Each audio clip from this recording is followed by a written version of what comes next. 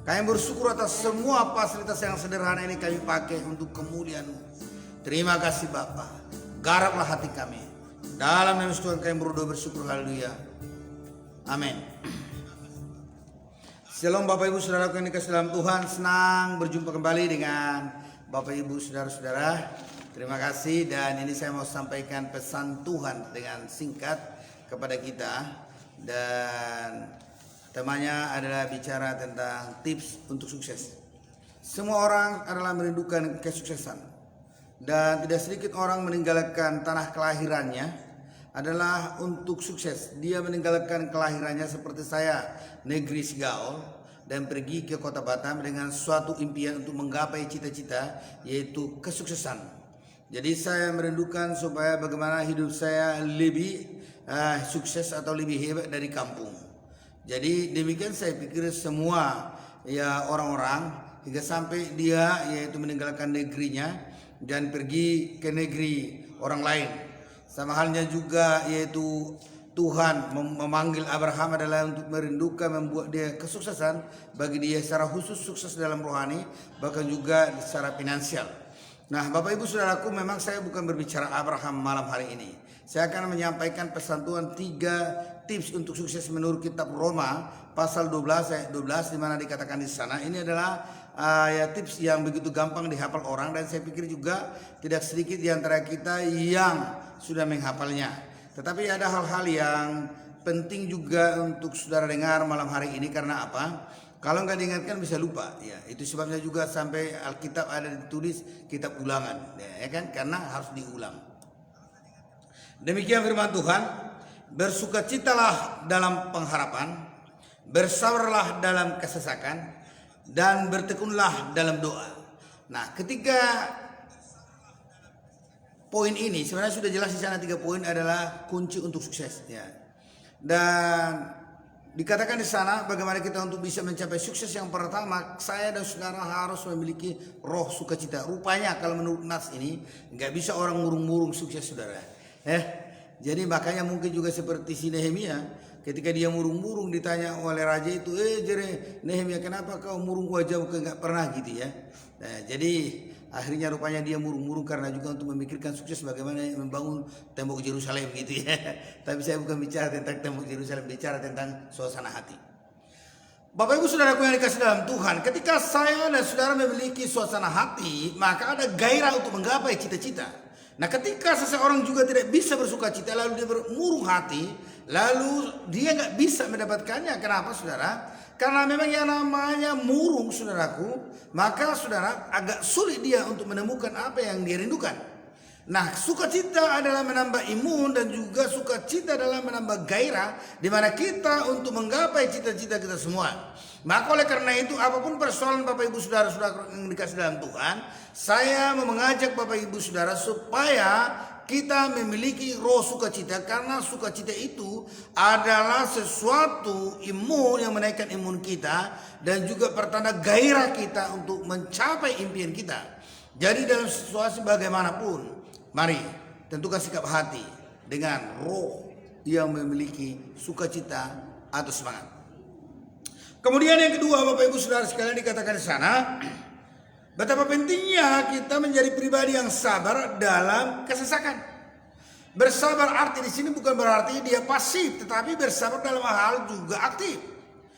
Bersabar, saudaraku, adalah hal yang perlu kita miliki dalam menantikan janji Tuhan, atau juga untuk bisa kita mencapai cita-cita kita, harus juga kita miliki itu. Artinya jangan memaksakan diri sehingga nanti akhirnya bisa bersalah. Bersabar di sini adalah hal yang penting buat semua orang untuk juga dia, saudaraku, bisa mencapai sukses.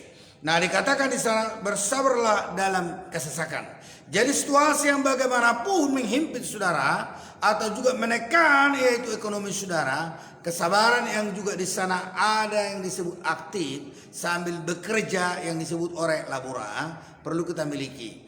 Jangan juga sampai namanya si sabar tapi nggak sabaran, atau sampai kita buat nama anak kita si sabar tapi kita nggak sabar-sabar. Jadi bersabar di sini bukan berarti dia lalu berpangku tangan. Bersabar dalam kesesakan itu adalah dia menerima semua apa yang sedang terjadi sambil dia aktif memikirkan apa solusi. Jadi itu yang disebut dia adalah ulet. Ada keuletan dalam dirinya. Dia nggak berpangku tangan dalam persoalan itu atau kesesakan yang sedang terjadi. Dia menerima apa yang sedang terjadi dan sambil dia ulet dan memikirkan solusi apa yang akan dilakukan. Maka oleh karena itu poin kedua ini adalah hal yang sangat penting ya kita lakukan. Saya percaya saudara bahwa selagi kita di bumi ini ada hal-hal yang menyesakkan hati kita atau pikiran kita atau usaha kita. Namun suatu hal ketika itu datang tanpa permisi juga, dan dia selalu tanpa permisi datang, dia tidak beritahu, oh Pak Pendeta, bulan depan aku akan datang menyesakkan kau dan jemaatmu. Tidak pernah begitu. Dia langsung tiba-tiba dia, dan sehingga juga membuat banyak orang shock. Dan dia ketika ditanya kenapa begitu ya Pak, ya itulah aku nggak nyangka, nggak pernah terpikir bahwa aku seperti ini. Tapi ya begitulah nasib ya. Saya harus bersabar. Nah, bersabar di sini saudara bukan berarti dia putus asa. Bersabar di sini adalah menerima situasi yang sedang terjadi dalam hidupnya karena itu adalah bagian daripada sebuah proses kesuksesan, ya kan? Itu adalah juga kesesakan adalah juga sebuah proses kesesakan, ya, sebuah proses kesuksesan. Jadi saudara, dalam untuk mencapai sukses juga ada yang dibutuhkan namanya proses. Tidak akan pernah langsung melejit langsung jadi, tidak. Kita melihat contoh seperti si Daud, pertama kali dia dipanggil untuk juga dia dipilih untuk menggantikan Raja Saul karena Raja Saul nggak berkenan di mata Tuhan. Nah, Samuel membawa korban ke sana di Bethlehem. Lalu waktu itu dia diurapi, dialah yang terpilih. Nah setelah itu langsung raja dia rupanya, padahal udah diurapi. Tidak, itu ada sekitar 7 tahun baru terjadi apa yang dikatakan oleh Samuel. Padahal itu langsung dari Tuhan. Nah, itu 7 tahun saudara, prosesnya dia 7 tahun untuk sukses dia menjadi apa yang dinubuatkan. Baru dia di situ menjadi raja, kalau tidak salah saya itu Raja Yehuda. Ya, belum semua. Berikutnya saudara adalah Yehuda atau Israel ya, antara itulah. Lalu Israel gitu ya. 7 tahun berikutnya artinya dia untuk mendapatkan raja penuh di Israel ada dibutuhkan waktu atau proses dia 14 tahun. Jadi untuk mencapai sukses itu dalam hal poin kedua, kita harus memiliki roh kesabaran yang disebut tidak putus asa. Dan manakala itu ada kesesakan untuk mencapai sukses itu, itulah yang disebut sebuah proses. Makanya dikatakan kalau mencapai sukses adanya yang disebut proses. Maka saat ini mungkin usaha Bapak Ibu Saudara sedang mandek, ya kan? Sedang mandek, ada yang menyesakkan. Nah, ketahui itu adalah sebuah proses. Dan nanti kamu akan sampai di puncak sukses. Dan proses itu adalah juga tangga sukses ya. Nah, juga mungkin saudara sedang membangun hubungan untuk juga siapa tahu ada juga yang sedang berpacaran tapi kok menyesakkan. Ini ya itu juga adalah sebuah proses. Masalah yang sedang terjadi dalam hidup kita adalah sebuah proses. Dan poin yang ketiga ini adalah hal yang sangat menarik dan tentu sekali ini adalah jurus terakhir untuk kita miliki.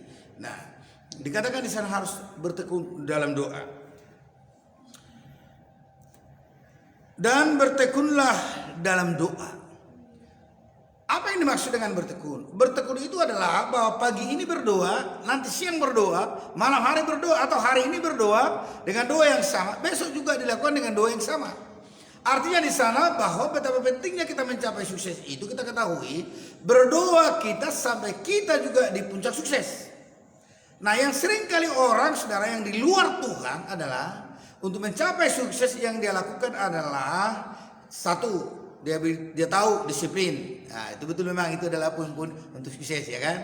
Komitmen, ya dia tahu komitmen kan gitu ya. Ya, disiplin, komitmen ya. Gitu ya.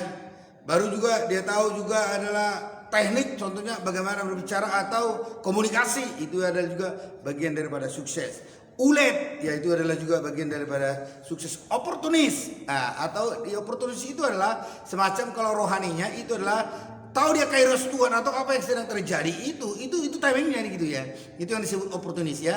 Artinya dia tahu, tapi seringkali orang lupa untuk sukses itu adalah itu membawa semua persoalan dia di dalam doa. Sama halnya kalau kita melihat ya, seperti kisah Yusuf itu, kalau kita melihat dalam kitab Kejadian pasal 39 ayat 4 itu dikatakan Yusuf berhasil karena penyertaan Tuhan. Nah, karena keberhasilan Yusuf itu adalah dari segi pihak Tuhan. Nah, disitulah kita sebenarnya saudara kita paham betapa pentingnya kita bertekun dalam doa untuk bisa kita mencapai sukses. Dan inilah yang sering orang gak lakukan, apalagi dia di luar Tuhan.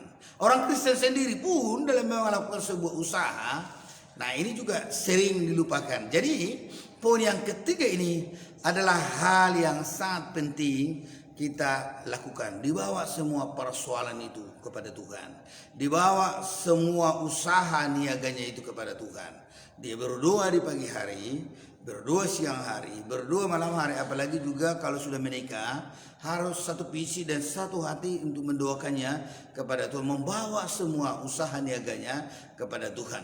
Nah, ini adalah kebenaran firman Tuhan yang begitu singkat, dan 3 tips kita dapatkan dari kitab Roma pasal 12 ayat 12 ini untuk mencapai sukses.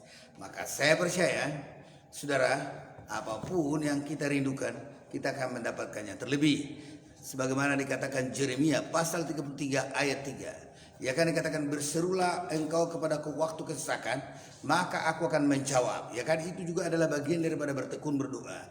Dan aku akan menjawab dan akan memberitahukan kepadamu hal-hal yang tidak kau pahami. Dan hal-hal yang tidak kau pahami. Nah, hal-hal keajaiban, hal-hal yang jauh daripada pikiranmu. Artinya apa? Berdoa adalah hal yang penting, menjadi bagian kesuksesan kita. Karena apa? Tuhan akan turun tangan manakala saya dan saudara angkat tangan. Kalau kita berdoa itu disebut angkat tangan, menyerahkan semua persoalan kepada Tuhan, itu maksudnya. Menyerahkan juga usahanya kepada Tuhan supaya Tuhan turun tangan. Dan saya terlalu yakin kalau saya dan saudara mengandalkan Tuhan, itu yang bertekun dalam doa, dalam mengandalkan Tuhan, akan diberkati. Kenapa? Tadi kan temanya tips untuk sukses.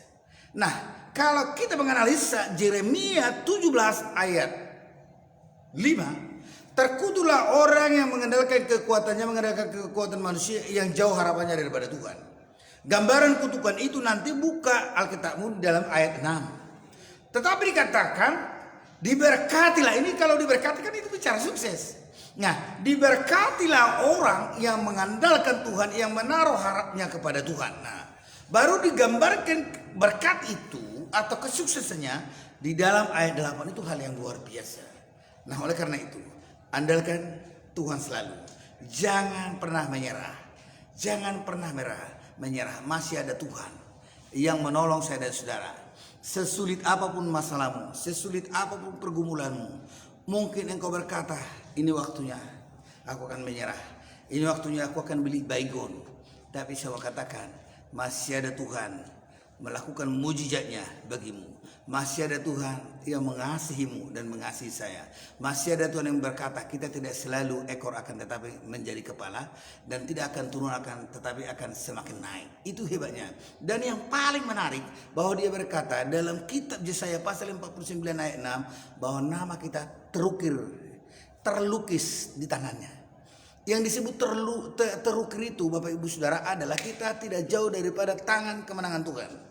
Nah, dan bahkan dikatakan bahwa ruang tembok-tembok kita ada di matanya. Artinya apa? Bahwa kita selalu adalah dalam pantauan Tuhan. Manakala Bapak Ibu Saudara sedang bersedih, menangis, atau dilukai orang, dia tahu isi hatimu.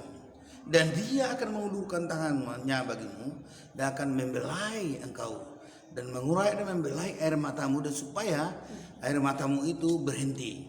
Artinya apa? Tuhan kita adalah Tuhan yang luar biasa, Tuhan yang begitu baik, dan dia berjanji kepada kita bahwa kita akan dibawa kepada kebahagiaan yang sudah ditentukannya. Terima kasih untuk Bapak Ibu Saudara yang mendengarkan khotbah atau renungan singkat pada malam hari ini. Dan saya berharap saudara, kalau Bapak Ibu Saudara sedang bermasalah dan susah tidur, karena ini program obat tidur malam hari ini, Bapak Ibu akan nyenyak tidur oleh karena sudah mendengarkan firman Tuhan. Karena apa? Firman Tuhan gunanya menyegarkan jiwa, memberi kesukaan, membuat mata bercahaya. Menurut Mazmur, yaitu 19 ayat 8 sampai 10. Dan itu adalah kebenaran yang sesungguhnya. Maka saudara, program obat tidur malam hari ini adalah menyegarkan jiwa Bapak Ibu Saudara. Olehnya bawalah semua persoalan itu yang pasti tetap miliki sukacita apapun tantangan dan masalah, tetap bersabar dan aktif, tetap ulet ya. Terima